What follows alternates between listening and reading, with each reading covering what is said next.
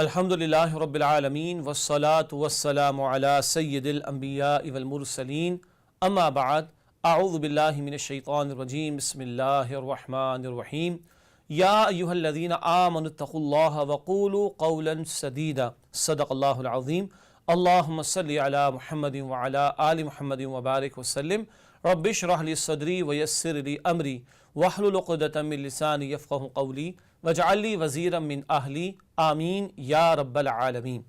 ناظرین کرام السلام علیکم ورحمۃ اللہ وبرکاتہ۔ کبائر یعنی کبیرہ بڑے بڑے گناہوں کے بیان کے حوالے سے ہمارا یہ سلسلے وار معاملہ جاری ہے، سیریز آپ دیکھ رہے ہیں، اور آج بھی 4 گناہوں کا ذکر آپ کے سامنے رکھنا مقصود ہے۔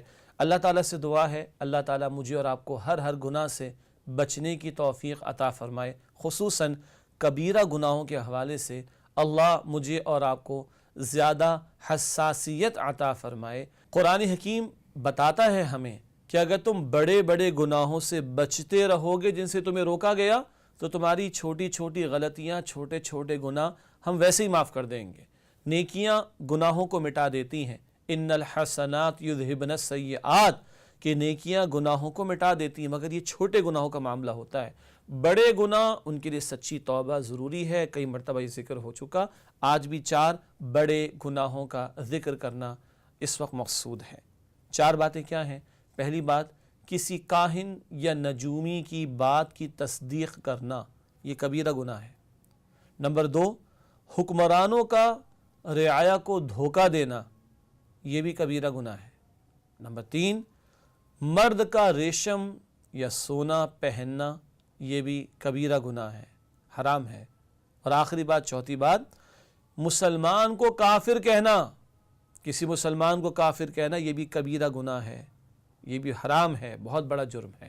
یہ 4 باتیں آج انشاءاللہ تعالی ہم اس پروگرام میں سمجھیں گے۔ سب سے پہلی بات، کاہن یا نجومی کی تصدیق کرنا۔ دور جاہلیت میں بھی کاہن ہوا کرتے تھے جو قرائن سے اور اپنے گیس لگا کر کچھ اپنی کیلکولیشنز وغیرہ بھی وہ کرتے ہوں گے اور پریڈکشن کرتے تھے کہ کل ایسا ہوگا اور ایسا ہوگا اور ایسا ہوگا۔ نجومیوں کو ہم اچھی طرح جانتے ہیں، ہاں نجومیوں کو بہت اچھی طرح جانتے ہیں، ستاروں کی گردش کی وجہ سے جو بتاتے ہیں، ستاروں کی گردش کی وجہ سے آپ کا ذائچہ یہ بن رہا ہے۔ ہوروسکوپ والوں کو بھی ہم جانتے ہیں، یہ ہفتہ کیسا رہے گا، اپنی قسمت کا حال معلوم کیجئے، کل آپ کے ساتھ کیا ہونے والا ہے، 1 ہفتے کے بعد آپ کے ساتھ کیا ہوگا، 1 سال کے بعد آپ پر کیا بیتے گی۔ یہ کچھ لوگ دعویٰ کرتے ہیں کہ ہم آپ کو کل کے بارے میں بتا سکتے ہیں، پریڈکشنز کرتے ہیں، کاہن ہو یا نجومی ہو۔ ان کی باتوں کو ماننا، ان کی باتوں کی تصدیق کرنا یہ حرام ہے اور یہ کبیرہ گناہ ہے۔ قرآن حکیم میں آپ ناظرین کرام قرآن کھولیے، خود پڑھیے، سورہ لقمان کے آخر میں قرآن بہت کلیئر ہے۔ سورہ لقمان کے آخر میں ذکر آتا ہے کہ کل کوئی شخص کیا کرے گا اللہ کے سوا کوئی نہیں جانتا۔ کسی کو موت کہاں آئے گی اللہ کے سوا کوئی نہیں جانتا۔ کل کوئی کیا کرے گا اللہ کے سوا کوئی نہیں جانتا۔ تکا لگ جانا، گیس کے بنیاد پر کچھ ہو جانا ایک ظن اور گمان تو ہو سکتا ہے، مگر اس کا یقین نہیں کیا جا سکتا، کیونکہ قرآن کہتا ہے سورہ لقمان کے آخر میں کہ کل کیا ہوگا اللہ سبحانہ و تعالیٰ کے سوا کوئی نہیں جانتا۔ اور رہا کل کی باتیں بتانے والوں کی بات کو تسلیم کرنا، تو اللہ کے نبی صلی اللہ علیہ وسلم کا فرمان، ابو داؤد شریف کی روایت ہے، آپ نے فرمایا کہ جس نے کسی نجومی کی بات کی تصدیق کی، جس نے کسی نجومی کی بات کی تصدیق کی، اس نے اس کا انکار کیا جو مجھ پر نازل ہوا۔ اللہ کے نبی علیہ السلام کو قرآن بھی عطا ہوا اور وحی غیر متلو، وہ وحی جس کی تلاوت نہیں کی جاتی، جس کو آپ پر ہم حدیث و سنت کہتے ہیں، اس کا مفہوم بھی اللہ ہی کی طرف سے آپ پر القا ہوا اور نازل ہوا۔ خیر، اللہ کے نبی علیہ السلام نے فرمایا جس نے کسی کاہن یا نجومی کی بات کو تسلیم کر لیا اور مانا، اس نے اس کا انکار کیا جو مجھ پر نازل ہوا ہے۔ گویا نجومیوں کی باتوں کو تسلیم کرنے والے وہ اللہ کی وحی کا انکار کرنے والے ہیں، اللہ کے کلام کا انکار کرنے والے ہیں۔ اس سے بڑا جرم کیا ہوگا کہ بندہ اللہ کے انکار اور اس کے کلام کے انکار کی روش پر آ کر کھڑا ہو جائے اور اڑ جائے۔ ہمارے معاشرے میں بہت شوق ہے لوگوں کو، پہلے وہ ہاتھ دکھانے کا شوق تھا، اب آن لائن بھی فیسلٹی اویلیبل ہو جاتی ہے. کل کے بارے میں پوچھئے، ہم جب چھوٹے تھے، وہ بچپن کی بات ہے، وہ مرین سے ایک طوطا ہوتا تھا ایک پرانی سی سائیکل والے کے پاس، اور وہ ایک فال نکال کر بتاتا تھا، ایک کارڈ نکال کر بتاتا تھا آپ کی قسمت کیسی ہوگی. یہ بیچارے دوسروں کی قسمت بتاتے اور بنانے کی فکر میں لگے ہوئے ہیں، اور لوگوں سے 1 روپیہ 2 روپیہ اس زمانے کی بچپن کی ہم بات کر رہے ہیں. ایسا ہی ہے نا. اور آج ذرا جدید دور ہے، آپ فلاں فلاں نمبر ڈائل کیجئے، اپنی قسمت کا حال معلوم کیجئے. انا للہ و انا الیہ راجعون. اب تو کرکٹ کے میچز کے بارے میں بھی اسی طرح کوئی انگوٹھی پہنا ہوا، کوئی ہاتھ میں تسبیح گھماتا ہوا کے بیٹھتا ہے، اور ایک وہ علامہ بن کر اور نہ جانے کیا کچھ بن کر، کلین شیو بھی ہے، بے نمازی بھی ہے، اور ہلہ گلہ بھی ہو رہا ہے، خواتین کے جھرمٹ میں بیٹھا ہوا ہے، اور اللہ کا نام لے کر پریڈکشنز کر رہا ہوتا ہے. ڈرنا چاہیے ایسے لوگوں کو اللہ سبحانہ وتعالی سے. اللہ کا نام درمیان میں لاتے ہو بے حیائی کے ماحول کے اندر، اللہ کا نام درمیان میں لاتے ہو فضولیات کے ماحول کے اندر، اور کل کی پریڈکشنز کرتے ہو، اور اللہ کے کلام کا رد کرتے ہو. اللہ کے نبی فرما رہے ہیں علیہ السلام، جس نے کسی نجومی یا کاہن کی بات کو مانا، اس نے اس بات کا انکار کیا جو مجھ پر نازل ہوا، اللہ کی وحی جو اللہ کے نبی کریم صلی اللہ تعالی علیہ وسلم کو عطا کی گئی. ہم محنت سے فرار اختیار کرنا چاہتے ہیں، اور کل کا حال پوچھ کر اپنے آپ کو جھوٹے اطمینان دلانا چاہتے ہیں، لیکن محنت کرنی ہے، اور محنت کا نتیجہ بہرحال آتا بھی ہے سامنے. یہ پہلی بات تھی. کاہن یا نجومی کی بات کی تصدیق کرنا یہ کبیرہ گناہ ہے، یہ ناجائز ہے، یہ حرام ہے. اللہ تعالیٰ میری اور آپ کی ہم سب کی اس سے حفاظت فرمائے. دوسرا کبیرہ گناہ وہ حکمرانوں کے تعلق سے ہے. اللہ کے نبی مکرم علیہ السلام نے تفصیلات اس کی عطا فرمائی ہیں. گناہ کیا ہے؟ حکمرانوں کا رعایا کو دھوکہ دینا. حکمرانوں کا رعایا کو دھوکہ دینا، جھوٹے وعدے کرنا، جھوٹے ان کو سبز باغ دکھانا، سبز باغ تو ہوتے ہی جھوٹے ہیں، ہے نا. جھوٹے اعلانات کر دینا، جھوٹی کمٹمنٹس کر لینا، یہ کر دیں گے اور وہ کر دیں گے. جیسے جب الیکشنز کے دن آتے ہیں تو ہر پارٹی اپنا منشور بھی پیش کرتی ہے، اور اپنے بلند بان دعوے بھی پیش کرتی ہے، اور بڑے لمبے چوڑے وعدے بھی قوم سے کیے جاتے ہیں، اور جب یہی لوگ اقتدار میں آ جاتے ہیں تو پھر وہ پیچھے ہٹ جاتے ہیں. اللہ کے نبی علیہ السلام نے احادیث میں اس کی شدید مذمت فرمائی. کبھی تو اللہ کے نبی علیہ السلام نے یہ فرمایا کلکم راعٍ وکلکم مسئول عن رعیتہ، ہر ایک تم میں سے راعی ہے، نگہبان ہے، ذمہ دار ہے، اور اس کی زیر نگرانی، زیر حکمرانی جو لوگ ہوں گے ان کے بارے میں اس سے سوال کیا جائے گا. باپ ہے تو اولاد کے بارے میں سوال ہوگا، شوہر ہے تو بیوی کے بارے میں سوال ہوگا، آقا ہے، مالک ہے تو کنیز یا غلام کے بارے میں سوال ہوگا، اور حکمراں ہے تو رعایا کے بارے میں سوال ہوگا. مگر دھوکہ دینا حکمرانوں کا اپنی رعایا کو، اللہ اکبر. اللہ کے نبی علیہ السلام نے فرمایا کہ جس نے ہمیں دھوکہ دیا وہ ہم میں سے نہیں. ایک مسلمان دوسرے مسلمان کو دھوکہ دے، فرمایا وہ ہم میں سے نہیں. چاہے جائے کہ مسلمانوں کے حکمراں ہوں لاکھوں کروڑوں پر حکمرانی کرنے والے، اور وہ لاکھوں کروڑوں کو دھوکہ دے رہے ہو تو کتنا بڑا جرم ہو جائے گا. اللہ اکبر. ایک فرد کا دوسرے فرد کو دھوکہ دینا، اللہ کے نبی علیہ السلام فرماتے فلیس منا، وہ ہم میں سے نہیں، وہ مسلمانوں کی روش پر نہیں. چاہے جائے کہ حکمرانوں کا ٹولہ لاکھوں کروڑوں کو دھوکہ دے، استغفر اللہ. ایسے لوگوں سے اللہ تعالیٰ قیامت کے دن کلام بھی نہیں فرمائیں گے. وہ جو حکمران ہونے کے دعوے دار ہیں بلکہ بنے بیٹھے ہیں، اور عوام سے جھوٹے وعدے ہی انہوں نے کر رکھے ہیں، عوام کو انہوں نے دھوکہ دیا ہے، عوام کے ساتھ وعدوں کی خلاف ورزی کا معاملہ انہوں نے اختیار کیا. اللہ تعالیٰ ایسے لوگوں سے کلام بھی نہیں فرمائیں گے قیامت کے دن. سیدنا عمر فاروق رضی اللہ تعالی عنہ فرماتے ہیں کہ فرات کے کنارے کتا بھی بھوکا مر جائے تو میں جواب دوں اس کا.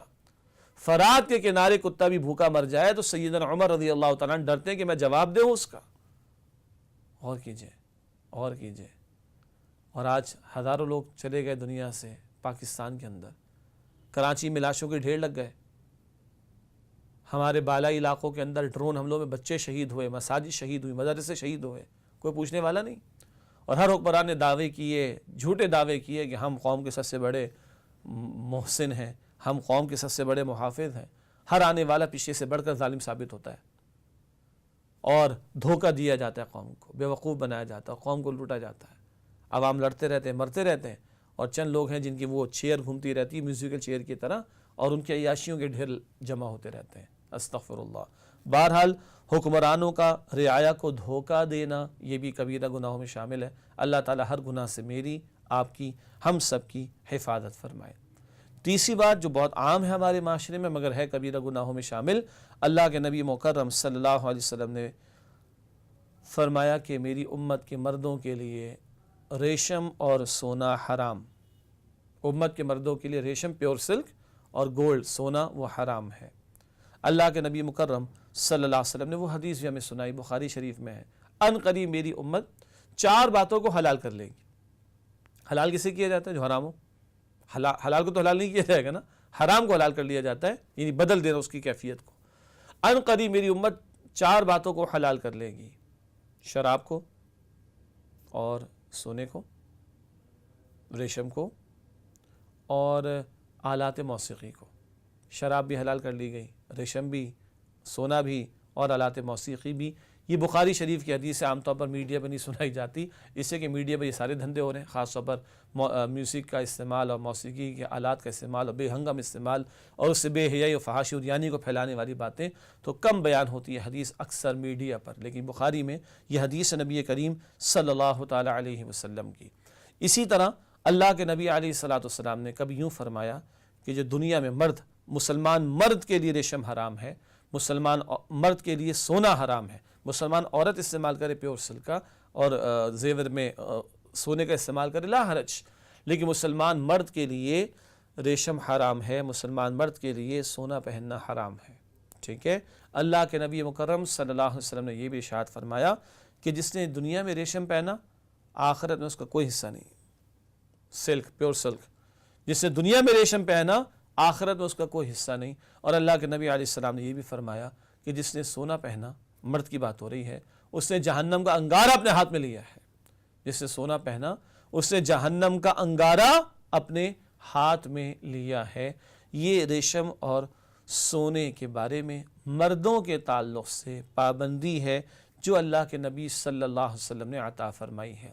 ہاں، آج یہ پابندی اختیار کر لیں تو قرآن جا بجا کہتا ہے ریشم کے جوڑے ہوں گے اہل ایمان کے لیے جنت میں، کبھی قرآن کہتا ہے سونے کے کنگن انہیں پہنائے جائیں گے۔ قدیم دور میں بادشاہت کی علامت ہوتی تھی کہ وہ کنگن پہنا کرتے تھے، تو اللہ ہر جنتی کو بادشاہ بنا کر جنت میں داخل فرمائے گا۔ دنیا تو امتحان ہے، امتحان میں تھوڑی سی ریسٹرکشن لگا دی، الدنیا سجن المؤمن، دنیا مومن کا قید خانہ قرار دے دیا گیا، بس تھوڑی سی پابندی آج ہے، کل تمہیں پیور سلک جنت کا عطا ہوگا، کل تمہیں پیور گولڈ جنت کا عطا ہوگا، کل تمہیں سونے کے کنگن بھی عطا ہوں گے۔ آج اللہ کی چاہت پر عمل کرو، کل تمہاری چاہت پر عمل ہوگا۔ قرآن فرماتا ہے سورہ حامیم سجدہ میں وَلَكُمْ فِيهَا مَا تَشْتَهِي أَنفُسُكُمْ وَلَكُمْ فِيهَا مَا تَدَّعُونَ، وہاں جنت میں وہ کچھ ہوگا جو تمہارے جی چاہیں گے، وَلَكُمْ فِيهَا مَا تَدَّعُونَ، اور جو تم پکارو گے مانگو گے اللہ وہ سب تمہیں عطا فرمائیں گے۔ بس آج اللہ کی چاہت پر عمل کر لو، تھوڑی سی پابندی اختیار کر لو، کل اللہ کی جنت میں ہمیشہ تمہاری چاہت پر عمل ہوگا اور کوئی روک ٹوک نہیں ہوگی۔ دنیا میں امتحان میں ہو، پابند ہو جاؤ، کل جنت میں آزاد ہی آزاد ہوگے۔ تو بہرحال امت کے مردوں کے لیے پیور سلک یعنی ریشم حرام ہے، اور امت کے مردوں کے لیے سونا پہننا حرام ہے، خواتین ان چیزوں کو استعمال کر سکتی ہیں۔ ناظرین کرام، اس کے بعد چوتھی بات جو قدر وضاح سے میں آپ کے سامنے رکھوں گا، اور وہ ہے کسی مسلمان کو کافر کہنا۔ اللہ اکبر، مسلمان کو کافر کہنا۔ اللہ کے رسول صلی اللہ علیہ وسلم جو کہ رحمت للعالمین ہے، وہ بندوں کو مسلمان بنانے کو آئے تھے۔ آج ہمارے یہاں کچھ لوگوں نے کافر بنانے کی فیکٹریاں کھول دی، استغفر اللہ، وال چاکنگ بھی ہوتی ہے، کافر کافر فلاں کافر، فلاں کے بارے میں کافر، یہ بھی کافر، یہ بھی کافر، فلاں بھی کافر، ایسی ایسی حماقت والی باتیں کبھی دکھائی دیتی ہیں۔ کراچی میں ایک گروہ ہے 15 افراد کا، وہ کہتے ہیں ساری امت کافر، ہم مسلمان، انا للہ و انا الیہ راجعون۔ ایک جماعت اور مارکیٹ میں آ گئی، وہ کہتے ہیں ہم الجماعہ ہم ہیں، بس باقی سارے اسلام سے خارج ہیں، انا للہ و انا الیہ راجعون۔ اللہ کے نبی مکرم صلی اللہ علیہ وسلم نے فرمایا بخاری کی حدیث میں، یہ حدیث بھی کوٹ نہیں ہوتی ہمارے یہاں، جس نے دوسرے کو کافر کہا، ایک شخص نے دوسرے کو کافر کہا اور وہ کافر نہیں ہے تو اس پر پلٹ کر واپس آئے گا، یہ کافر ہو جائے گا، استغفر اللہ استغفر اللہ۔ ایک شخص نے دوسرے کو کافر کہا اور وہ نہیں ہے تو یہ لوٹ کر اس پر آئے گا، یہ کہنے والا کافر ہو جائے گا۔ یہ اللہ کے رسول کا فرمان ہے صلی اللہ تعالی علیہ وسلم۔ ہم غور کریں، آج ہم لوگوں کو مسلمان کرنے کی فکر میں ہیں یا کافر بنانے کی فکر میں؟ یہ ٹھیکہ ہم نے لے رکھا ہے۔ بعض حضرات اپنے آپ کو پتہ نہیں کیا سمجھتے ہیں، باقی سارے لوگوں کو فارغ کر دو، یہ بھی فارغ، یہ بھی فارغ، یہ بھی فارغ، یہ بھی فارغ، انا للہ و انا الیہ راجعون۔ اللہ کا یہ دین، استغفر اللہ، لوگ کیا اس کے ساتھ معاملہ کر رہے ہیں، جس کو چاہا کافر قرار دے دیا۔ معراج کی شب کا ایک واقعہ سنیے۔ اللہ کے رسول مکرم صلی اللہ علیہ وسلم معراج کی شب تشریف لے گئے، مشاہدات آپ کو کرائے گئے، بہت عظیم معجزہ اللہ رب العالمین نے آپ کو عطا فرمایا۔ ایک مشاہدہ کرائے گا جہنم میں، کچھ لوگوں کی لمبی لمبی زبانیں اور بڑی بڑی قینچیوں سے کاٹی جا رہی ہیں، کچھ لوگوں کی لمبی لمبی زبانیں ہیں اور بڑی بڑی قینچیوں سے کاٹی جا رہی ہیں۔ اللہ کے رسول علیہ الصلوۃ والسلام نے دریافت فرمایا کہ جبرائیل کیا ماجرا ہے؟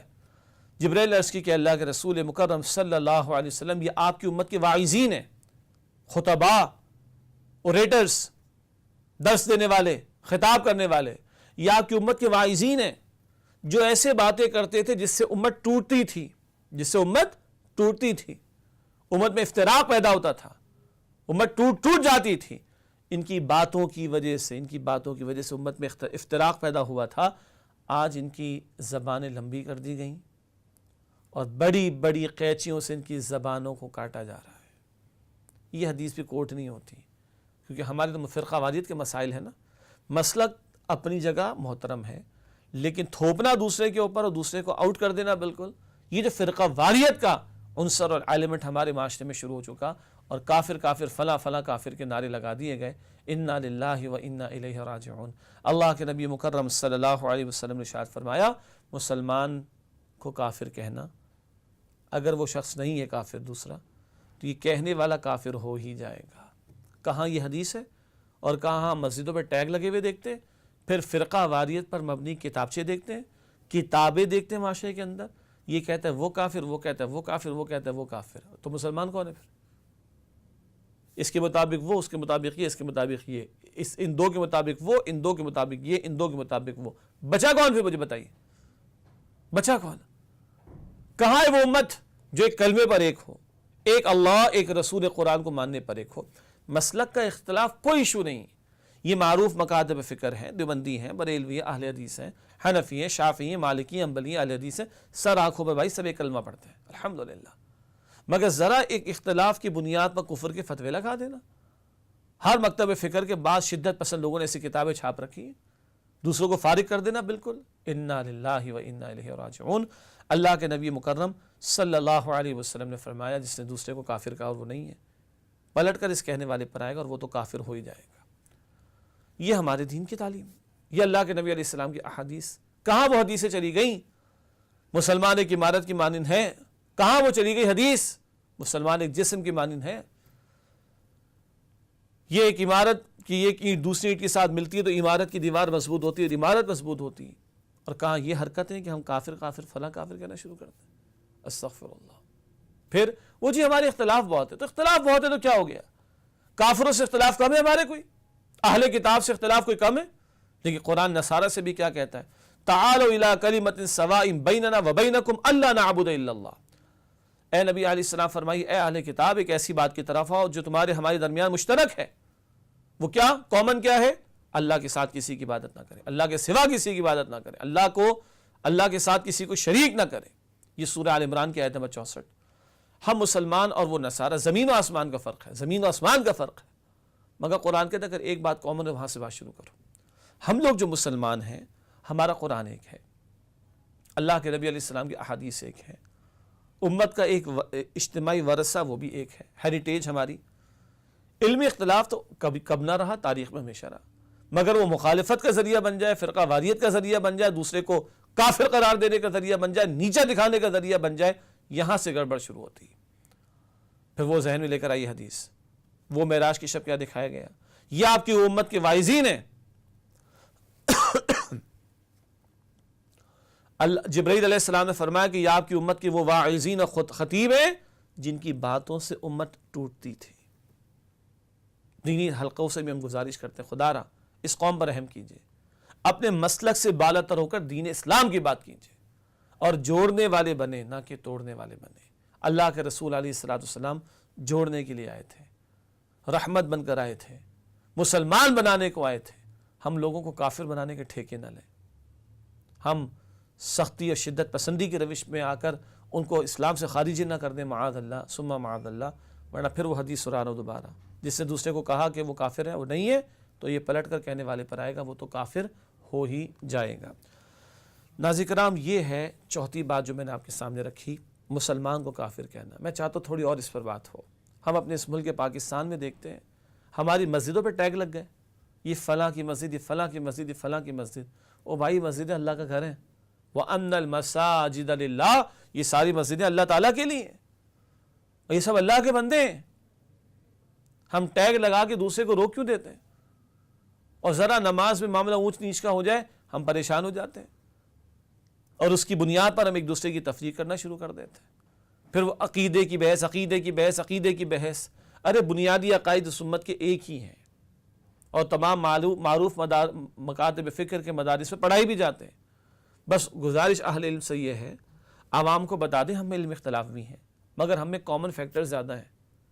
ایک اللہ کو ہم مانتے ہیں، فرشتوں کو مانتے ہیں، کتابوں کو مانتے ہیں، رسولوں کو مانتے ہیں، آخرت کو مانتے ہیں، تقدیر کو مانتے ہیں، جنت کو مانتے ہیں، جہنم کو مانتے ہیں۔ یہ بنیادی ایمانیات تو یہی ہے نا ہمارے۔ اس کے ذیل میں بھی بہت ساری باتیں ایسی بنیادی جس پر ہمارے اتفاق ہے، ان کو ہائی لائٹ کیا جائے۔ ہمارے 98% پلس معاملات وہ کامن فیکٹرز پر مبنی ہیں۔ ہم کیوں اختلافی چیزوں کو چن چن کر معاشرے کے لوگوں کا ذہن خراب کریں اور ان کو توڑنے کی کوشش کریں؟ باہر والے بھی توڑ رہے ہیں، کافر بھی ہمیں توڑ رہے ہیں، ہم بھی ٹوٹنے پہ تل جائیں گے تو اس امت کا حشر کیا نکلے گا؟ اور ہو کیا رہا آج اس امت کے ساتھ؟ آج ہم ڈیوائیڈڈ ہیں، تبھی تو آج ہم پر ظلم و ستم کے پہاڑ توڑے جا رہے ہیں۔ وہ کشمیر یا فلسطین کا بھی پرانا تھا، یا ماضی میں افغانستان اور عراق کے معاملات، اور آج کل مسلم دنیا کی جو صورتحال ہے وہ آپ کے ہمارے سامنے ہے۔ تو خدا را ہم جوڑنے والے بنیں، ہم توڑنے والے نہ بنیں۔ ہم رحمت للعالمین صلی اللہ علیہ وسلم کی رحمت کا عکس پر تو بنیں، نہ کہ دوسروں کے لیے ہم زحمت کا ذریعہ بن جائیں۔ اللہ تعالیٰ اس سے میری اور آپ کی ہم سب کی حفاظت فرمائے۔ ناظرین کرام، آج بھی ہم نے الحمدللہ 4 باتیں سمجھی ہیں۔ پہلا کبیرہ گناہ جس پر بات ہوئی وہ ہے کسی کاہن یا نجومی کی تصدیق کرنا۔ قرآن واضح ہے، کل کیا ہوگا اللہ کے سوا کوئی نہیں جانتا۔ حدیث واضح، جس سے کسی نجومی کی بات کی تصدیق کی اس نے اللہ کی وحی کا انکار کیا۔ اور کل کی باتوں کے بارے میں ڈسکشن کرنا، اور یہ پریڈکشنز کرنے والوں کی طرف جانا، اور یہ ہاتھوں کی لکیریں، اور یہ ہفتہ کیسا رہے گا، اور وہ برج فلاں، اور وہ ہاروسکوپ کی والی بات، اور فلاں نے یہ فلاں نے وہ۔ اللہ تعالی ہم سب کی اس سے حفاظت فرمائے۔ جس نے کسی نجومی کی بات کی تصدیق کی اس نے اللہ کی وحی کا انکار کیا۔ دوسری بات ہم نے سمجھی، حکمرانوں کا رعایا کو دھوکہ دینا، جھوٹے وعدے کرنا، وعدوں کی خلاف ورزی کرنا، اور بتانا کچھ حقیقت کچھ اور ہو، کچھ کرنے کا وعدہ کیا مگر کر کے کچھ اور دکھایا، جھوٹی باتیں سامنے رکھ دی، لولی پاپ ان کو دیا اور ان کی حاجات کو پورا نہ کیا۔ یہ ظلم و ستم کرنے والے حکمراں کل اللہ تعالیٰ ان سے کلام بھی نہیں فرمائیں گے۔ اور دھوکہ کسی ایک کو بھی دینا ایسا ہے کہ اللہ کے نبی علیہ السلام فرماتے وہ ہم میں سے نہیں، چاہے جائے کہ لاکھوں اور کروڑوں کو کوئی دھوکہ دے رہا ہو حکمران بن کر، تو اس کی شدت جرم کا عالم کیا ہوگا۔ تیسری بات، مرد کا ریشم پہننا، سونا پہننا حرام ہے اس امت کی تعلیم کے مطابق، اور اللہ کے نبی علیہ السلام کی احادیث کے مطابق مرد کا ریشم پہننا، سونا پہننا حرام ہے۔ تو آج ادھر ریشم پہنے گا، کل اس کا آخرت میں کوئی حصہ نہیں ہوگا۔ جو آج ادھر سونا پہننا ہے، مرد کی بات ہو رہی ہے، وہ اپنے ہاتھ میں انگارے لے رہا ہے جہنم کے۔ اس کے برعکس اگر آج اس پابندی کو اختیار کر لیں، جنت میں کل ریشم کے کپڑے بھی ہیں، سبحان اللہ، اور سونے کے کنگن بھی اللہ تعالیٰ نے تیار کر رکھے ہیں۔ اور آخری بات ہم نے سمجھی کہ کسی مسلمان کو کافر کہنا یہ بھی کبیرہ گناہ ہے، جرم ہے بہت بڑا، اور اللہ کے نبی علیہ السلام نے فرمایا کہ جس نے کسی دوسرے کو کافر کہا اور وہ نہیں ہے تو پلٹ کر اس کہنے والے پر آ جائے گا۔ امت کو توڑنے والے واعظین اور خطباء، حدیث میں ذکر آیا کہ ان کی لمبی لمبی زبانیں قیامت کے دن، اور ان کو بڑی بڑی قینچیوں سے کاٹا جائے گا۔ اور ہاں، قرآن یہ بھی بتاتا ہے کہ جب ایک مرتبہ کھال جل جائے گی، سورہ نساء آیت نمبر 56، سورہ نساء کی آیت نمبر 56 میں ہے کہ جب ایک مرتبہ کھال جل جائے گی تو بار بار ان کو کھال دی جائے گی تاکہ وہ مستقل جلنے کے عذاب کو چکتے رہیں۔ اللہ تعالیٰ ہم سب کو آگ کے عذاب سے محفوظ رکھے اور ہمیں جوڑنے والا بننے کی توفیق عطا فرمائے، ہمیں مسلمانوں کو مسلمان رہنے دینے والا بننے کی توفیق دے، اور جو کفر کی طرف ہے ان کو اسلام کے دائرے میں لانے کی توفیق عطا فرمائے، نہ کہ جو مسلم ان کو اسلام سے باہر نکالنے والے ہم بنے۔ اللہ تعالیٰ اس سے میری اور آپ کی ہم سب کی حفاظت فرمائے۔ ناظرین کرام، دعا کیجئے کہ اللہ تعالیٰ مجھے اور آپ کو ہر گناہ سے بچنے کی توفیق عطا فرمائے، خصوصاً کبیرہ گناہ، ان کے بارے میں ہماری حساسیت زیادہ ہو۔ آج ہم نے 4 گناہوں کا ذکر کیا، کاہن اور نجومی کی بات کی تصدیق کرنا، حکمرانوں کا رعایا کو دھوکہ دینا، مردوں کا ریشم یا سونا پہننا، اور مسلمان کو کافر کہنا۔ یہ 4 بڑے بڑے گناہ ہیں۔ اللہ تعالیٰ ان سے بھی اور ہر گناہ سے مجھے اور آپ کو بچنے کی توفیق عطا فرمائے تاکہ ہم جہنم کی آگ سے بچ سکیں۔ آمین یا رب العالمین۔ وآخر دعوانا ان الحمد للہ رب العالمین، والسلام علیکم ورحمۃ اللہ وبرکاتہ۔